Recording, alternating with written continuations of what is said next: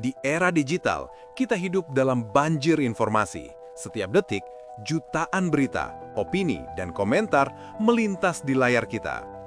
Namun di balik derasnya arus informasi itu, ada bahaya yang sering luput dari perhatian, disinformasi dan kampanye hitam. Disinformasi bukan sekedar kabar bohong. Ia adalah senjata politik yang dirancang dengan tujuan jelas, menjatuhkan lawan, merusak reputasi, dan mengikis kepercayaan publik. Kampanye hitam bekerja dengan cara yang lebih halus namun mematikan, menggiring opini, membentuk persepsi, dan menanamkan keraguan di benak masyarakat. Fenomena ini bukan hanya terjadi di satu negara, dari Indonesia hingga Amerika, dari Brazil hingga Prancis, dari Kanada hingga Selandia Baru, tokoh-tokoh besar dunia telah menjadi sasaran serangan yang sama. Hoax tentang ijazah palsu, teori konspirasi yang absurd, manipulasi video deepfake, hingga fitnah personal yang merusak kehidupan keluarga. Semua itu adalah wajah nyata dari disinformasi politik. Dan inilah yang harus kita waspadai. Ketika kebohongan lebih cepat menyebar daripada kebenaran, masyarakat bisa kehilangan kemampuan untuk membedakan fakta dari manipulasi. Demokrasi pun terancam, bukan oleh senjata, tapi oleh informasi yang dipelintir. Hari ini, kita akan membedah bagaimana disinformasi telah menjadi ancaman global dengan melihat kasus nyata yang menimpa para pemimpin dunia. Tujuannya sederhana, agar kita semua lebih kritis, lebih waspada, dan tidak mudah terjebak dalam jebakan kampanye hitam.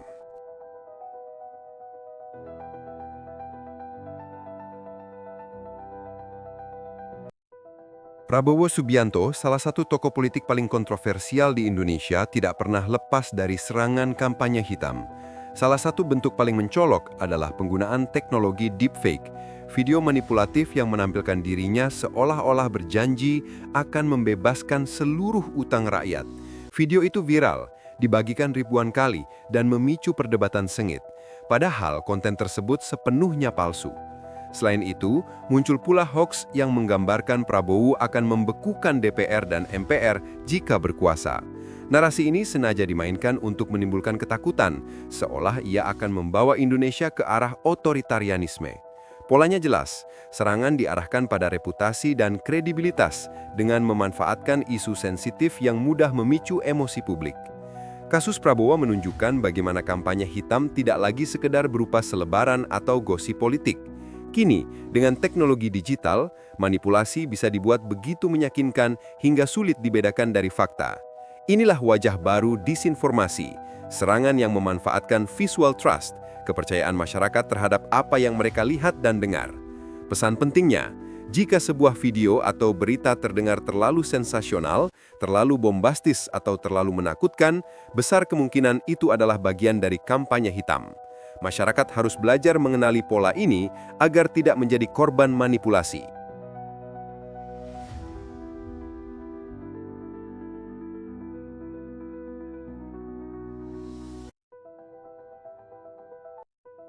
Hillary Clinton adalah salah satu contoh paling jelas bagaimana disinformasi bisa mengubah arah politik sebuah negara. Pada Pilpres Amerika Serikat tahun 2016, ia menjadi target kampanye hitam berskala masif. Salah satunya yang paling terkenal adalah teori konspirasi Pizzagate, klaim palsu bahwa Clinton terlibat jaringan perdagangan anak yang beroperasi dari sebuah restoran pizza di Washington. Meski tidak memiliki bukti sama sekali, narasi ini menyebar luas di media sosial, diperkuat oleh ribuan akun bot dan iklan politik yang ditargetkan secara spesifik. Dampaknya sangat nyata, miliaran orang percaya, reputasi Clinton hancur, dan kepercayaan publik terhadap proses politik terguncang. Bahkan seorang pria bersenjata sempat mendatangi restoran tersebut karena yakin hoax itu benar. Kasus Hillary Clinton menunjukkan pola klasik disinformasi, memanfaatkan isu moral yang ekstrim, menyebarkannya melalui kanal digital, lalu membiarkan emosi publik bekerja lebih cepat daripada logika. Ketika kebohongan diproduksi dengan intensitas tinggi, klarifikasi seringkali kalah cepat. Pelajaran pentingnya, masyarakat harus sadar bahwa berita yang terlalu sensasional, apalagi menyangkut isu moral yang ekstrem, seringkali adalah jebakan kampanye hitam. Tanpa kewaspadaan, kita bisa menjadi bagian dari penyebaran kebohongan yang merusak demokrasi.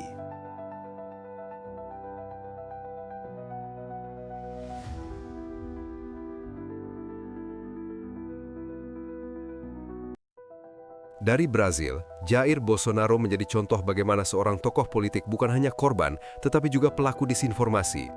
Dalam masa jabatannya, Bolsonaro berulang kali menggunakan media sosial untuk menyebarkan keraguan terhadap sistem pemilu Brazil. Ia menuduh mesin pemungutan suara elektronik tidak aman dan rawan manipulasi, meski tidak ada bukti yang mendukung klaim tersebut. Serangan ini bukan sekedar retorika. Dengan jutaan pengikut di platform digital, narasi yang disebarkan memperkuat polarisasi politik, menimbulkan ketidakpercayaan terhadap institusi demokrasi, dan bahkan memicu kerusuhan. Disinformasi yang datang dari seorang pemimpin negara memiliki dampak berlipat ganda. Ia memberi legitimasi pada kebohongan, membuat masyarakat semakin sulit membedakan fakta dari propaganda. Kasus Bolsonaro menunjukkan pola lain dari kampanye hitam. Bukan hanya lawan politik yang bisa menjadi target, tetapi sistem demokrasi itu sendiri. Ketika pemimpin menggunakan disinformasi sebagai senjata, maka ancaman tidak lagi terbatas pada reputasi individu, melainkan pada stabilitas negara. Pelajaran pentingnya, masyarakat harus kritis terhadap narasi yang datang bahkan dari tokoh berkuasa. Kekuasaan tidak menjamin kebenaran dan justru bisa menjadi saluran paling berbahaya bagi disinformasi.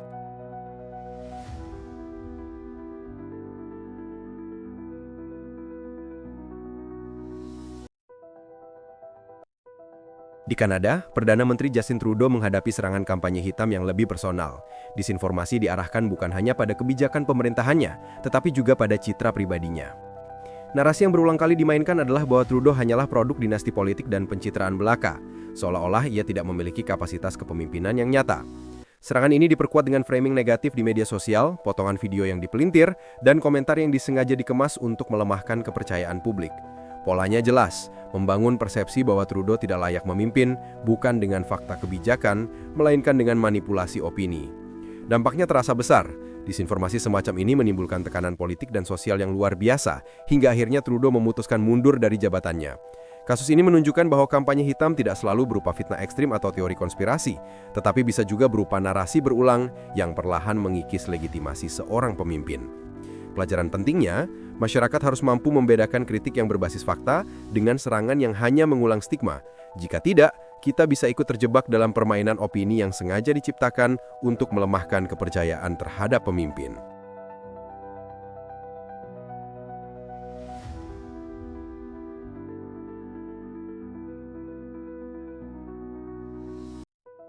Di Prancis, Presiden Emmanuel Macron menghadapi serangan kampanye hitam yang menyasar ranah paling pribadi. Salah satu hoax yang paling viral adalah klaim bahwa istrinya, Brigitte Macron, sebenarnya seorang transgender. Bahkan ada narasi absurd yang menyebut Brigitte adalah ayah kandung Macron sendiri. Meski tidak memiliki dasar fakta, isu ini disebarkan secara masif di media sosial, diperkuat oleh akun-akun anonim dan situs berita palsu. Tujuannya jelas, merusak citra Macron dengan menggiring opini publik ke arah sensasi dan gosip, bukan pada kebijakan atau kepemimpinannya. Kasus Macron memperlihatkan pola klasik kampanye hitam, menyerang kehidupan pribadi untuk melemahkan legitimasi politik. Serangan semacam ini berbahaya karena memanfaatkan rasa ingin tahu publik terhadap hal-hal kontroversial, sehingga hoax lebih cepat viral dibanding klarifikasi resmi. Pelajaran pentingnya, masyarakat harus sadar bahwa serangan terhadap ranah pribadi seringkali adalah strategi politik, bukan fakta. Ketika kita ikut menyebarkan gosip tanpa verifikasi, kita sebenarnya sedang memperkuat senjata disinformasi yang merusak demokrasi.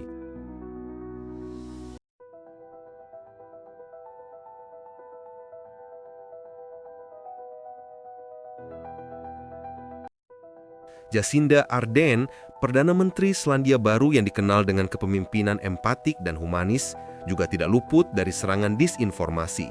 Kampanye hitam terhadap dirinya banyak berbentuk pelecehan online, hoax, dan narasi negatif yang sengaja diproduksi untuk melemahkan citra kepemimpinannya. Isu-isu yang disebarkan seringkali tidak berkaitan dengan kebijakan, melainkan menyerang pribadi. Mulai dari tuduhan palsu tentang latar belakang keluarganya, hingga framing bahwa ia tidak mampu mengelola krisis. Serangan ini diperkuat oleh media sosial, di mana komentar penuh kebencian dan hoax menyebar tanpa kendali. Dampaknya sangat nyata. Tekanan psikologis dan sosial yang dihasilkan dari serangan disinformasi ini menjadi salah satu faktor yang mendorong Ardern untuk mundur dari jabatannya. Kasus ini menunjukkan bahwa kampanye hitam tidak hanya merusak reputasi politik, tapi juga bisa menghancurkan ketahanan mental seorang pemimpin. Pelajaran pentingnya, masyarakat harus memahami bahwa pelecehan berbasis hoaks bukanlah kritik, melainkan bentuk manipulasi. Ketika kita ikut menyebarkan atau membiarkan narasi semacam ini tumbuh, kita sebenarnya sedang memperkuat senjata yang merusak ruang publik dan demokrasi.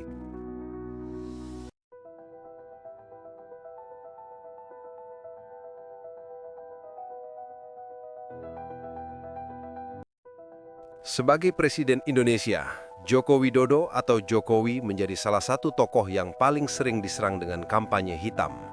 Salah satu isu paling viral adalah tuduhan ijazah palsu. Meski sudah berkali-kali dibantah dan tidak pernah terbukti secara hukum, narasi ini terus digoreng di media sosial, dimainkan oleh akun-akun anonim, dan dipakai untuk merusak legitimasi kepemimpinannya.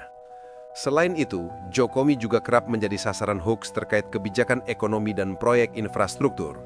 Misalnya, klaim palsu bahwa pembangunan jalan tol hanya menguntungkan kelompok tertentu, atau bahwa kebijakan pemerintahannya sepenuhnya dikendalikan pihak asing. Polanya jelas, menyerang kredibilitas dengan memanfaatkan isu yang sensitif bagi masyarakat, lalu menyebarkannya secara masif agar menimbulkan keraguan. Kasus Jokowi menunjukkan bahwa kampanye hitam bisa bertahan lama, bahkan setelah berkali-kali terbukti tidak benar.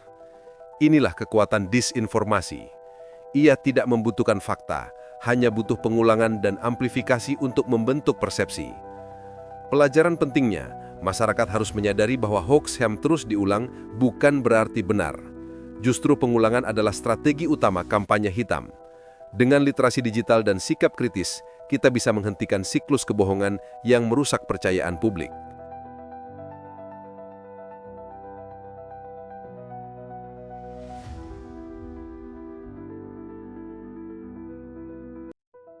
Dari Prabowo hingga Jokowi, dari Hillary Clinton hingga Jacinda Ardern, kita melihat pola yang sama. Disinformasi dan kampanye hitam tidak mengenal batas negara. Ia menyerang reputasi, memecah belah masyarakat, dan merusak kepercayaan terhadap demokrasi. Senjata ini bekerja dengan cara yang licik, mengulang kebohongan, memanfaatkan teknologi, dan memancing emosi publik agar kebenaran tertutup kabut manipulasi. Pelajaran yang bisa kita ambil jelas, jangan pernah menelan mentah-mentah setiap berita negatif yang beredar. Kenali polanya, cek sumbernya, dan bedakan antara kritik berbasis fakta dengan serangan yang penuh fitnah. Demokrasi hanya bisa bertahan jika masyarakatnya kritis, waspada, dan berani menolak menjadi corong kebohongan. Disinformasi adalah ancaman global, tapi kita punya senjata untuk melawannya. Literasi, kesadaran, dan keberanian menjaga kebenaran. Karena pada akhirnya, kebenaran mungkin berjalan lebih lambat daripada kebohongan, tetapi ia selalu menemukan jalannya. Disinformasi adalah ancaman nyata yang bisa menyerang siapa saja, dari tokoh politik hingga masyarakat biasa. Karena itu, mari kita bersama-sama menjadi lebih kritis dan tidak mudah terjebak dalam kampanye hitam. Jika kamu merasa video ini membuka wawasan dan membantu mengenali pola disinformasi, dukung terus channel Rahasia di Balik Fakta dengan menekan tombol subscribe, aktifkan lonceng notifikasi, dan bagikan video ini agar semakin banyak orang yang sadar akan bahaya hoaks. Ingat, melawan disinformasi bukan hanya tugas pemimpin, tapi tanggung jawab kita semua.